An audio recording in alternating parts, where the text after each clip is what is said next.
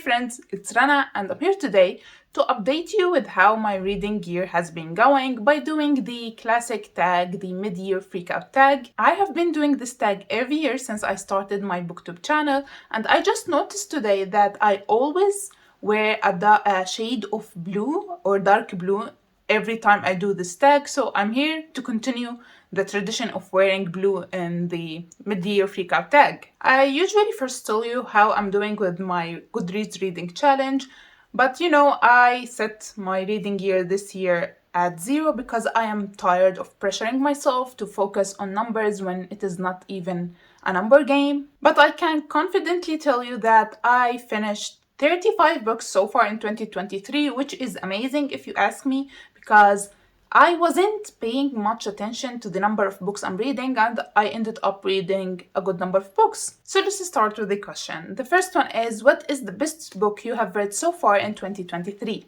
I believe I gave you last year 3 answers for this question, but this time around I'm only giving you one book, and it is Lost in the Moment Unfound by Shannon McGuire. I know it is technically a new book installment in a series, so it is more of an answer to the next question, but you can read it as a standalone. It is the 8th installment in the Wayward Children series by Shannon McGuire, and it is the only series I've ever been actively reading every time a new release comes out.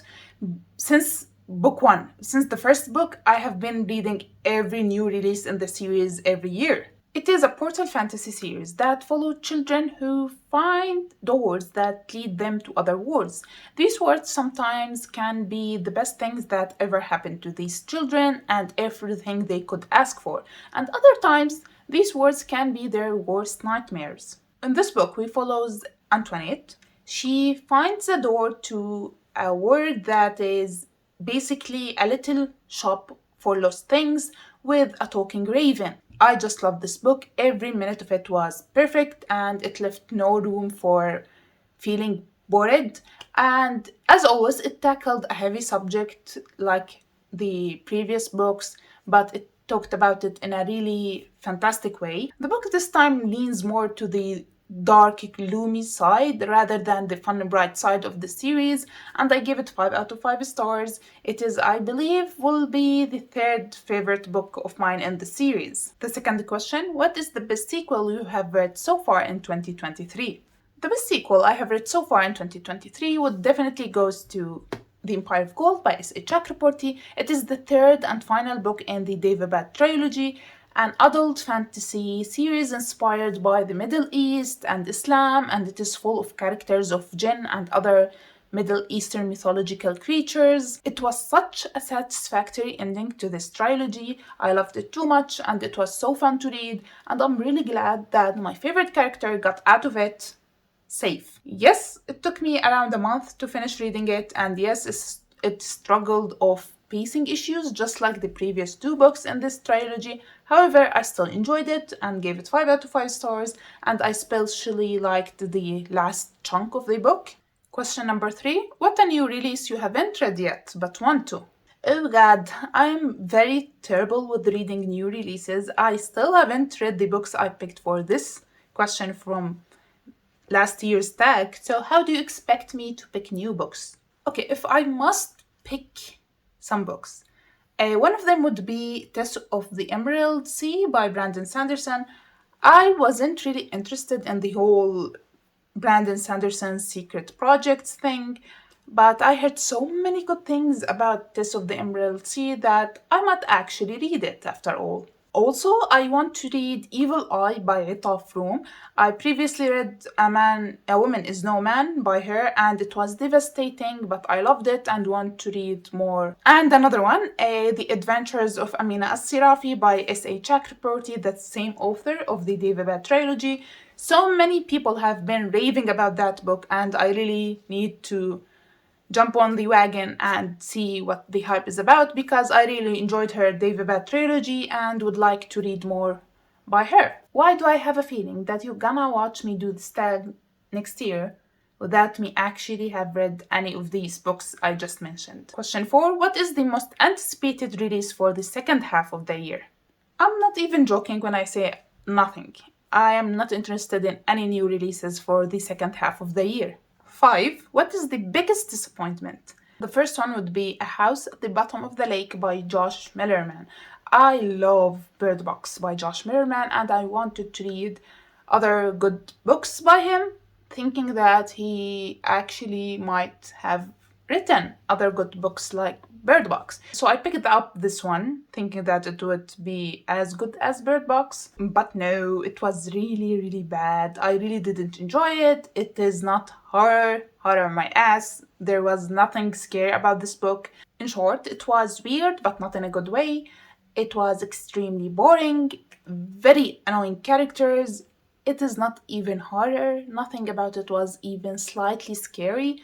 And finally, it led to nothing. Nothing happened at the end. Such a waste of time that I could have used for other books. The other disappointment of the year was the first 3 books in the Gun series by Michael Grant. I know it is middle grade / YA, but it was very childish. Again, annoying characters that got on my nerves.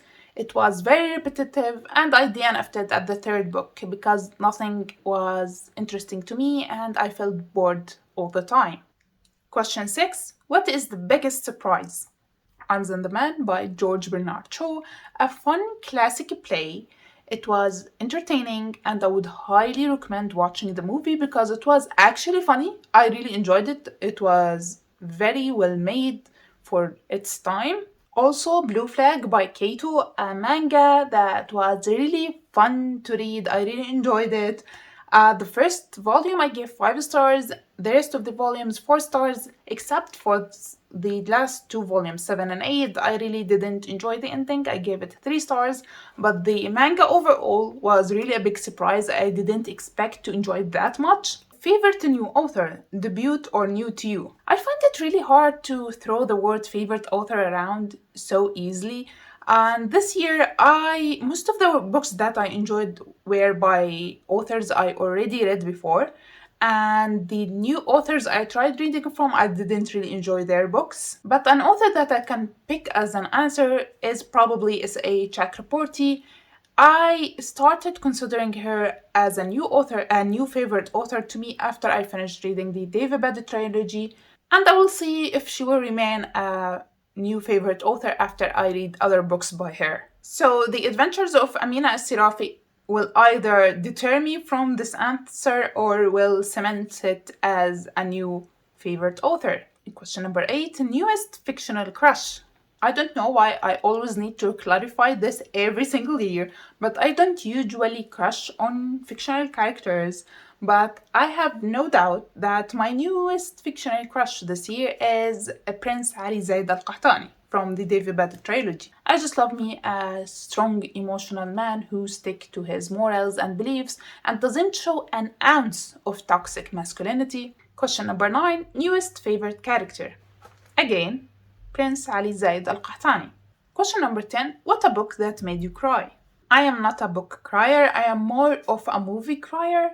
And the only book that made me really emotional this year and got me a little bit teary-eyed is My Pen is a Wing of a Bird by 18 Afghani women authors. It is an anthology about Afghani women in Afghanistan prior the occupation of Taliban, the most recent one, and it talks about their lives, their struggles. It is very sad and emotional, and it deals with many heavy topics. That's why it got me really emotional and teary-eyed at some parts, but I didn't full on cry. Question number 11, a book that made you happy. Blue Flag by Kato. It is a very funny manga. I kept audibly laughing out loud at some parts, and if I wasn't laughing and giggling like a little girl, I had a stupid smile on my face the whole time, except for the last 2 volumes. Question number 12. The most beautiful book you have bought so far this year or received. If you are new here and don't know, I am on a 1-year book buying ban that started last September, and I still haven't bought any books since then. I bought 0 books with my own money since September, but I bullied my family to buy me books for my birthday. They bought me 3 books. 2 of them are not that beautiful, but one of them I really love the cover of. And that book is Harry Potter and the Prisoner of Azkaban. You can say whatever you want about J.K. Rowling, but you can't deny the beautiful art of this cover. It is so gorgeous. I love it. Look at it. Just look at it. Last but not least, what books do you need to read by the end of the year? The remaining books on my physical TBR are not by the end of the year, but by September, because of my Zero TBR challenge that I've been talking about in every damn video of mine, and I'm really scared now that I won't be able to finish it after talking about that Zero TBR challenge in every one of my videos. But I'm on good tracks, but the remaining books I have on my TBR, my physical TBR, are mostly very long books. So I don't know if I'm gonna be able to read all of them by the end of September, but we will try our best. So that's it for today's tag. I hope you enjoyed it. Please subscribe to see my future videos, and I will see you next time. Bye!